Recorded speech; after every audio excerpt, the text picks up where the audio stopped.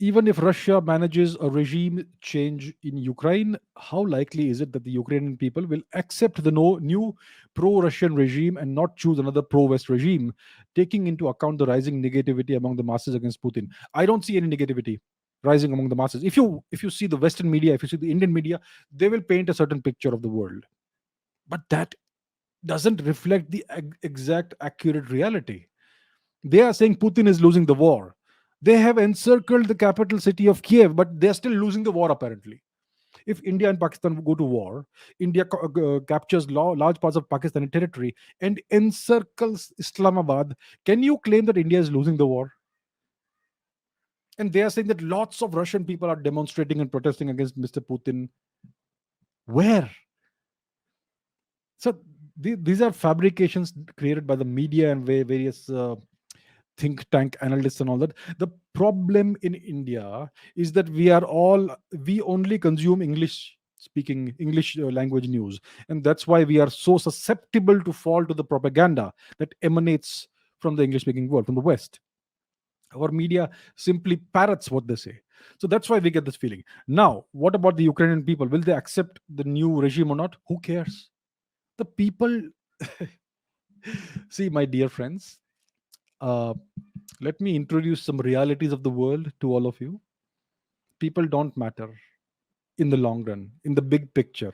It's the rulers who decide, and the people have to accept what is done. In the West, they call this democracy. So you have this cycle of voting every 4 years, every 5 years, whatever, and you elect somebody, and that person comes to power, comes to office. But the person who is in office, is that person really in power in the real sense? Who really decides policy, makes decisions? Think about it. Right. So, as far as Russia is, see, let's talk about Ukraine. Will the people of Ukraine accept this regime or that regime? Ukraine was part of the USSR for how many decades? And did the people of Ukraine have any say in whether they want to accept the USSR regime or reject it? No. They simply accepted it. Whatever was done, they had to accept. Look at China. Do the people of Tibet have any say in who rules in Beijing, or whether they want to accept the rule of Beijing or reject it? They have no say in it.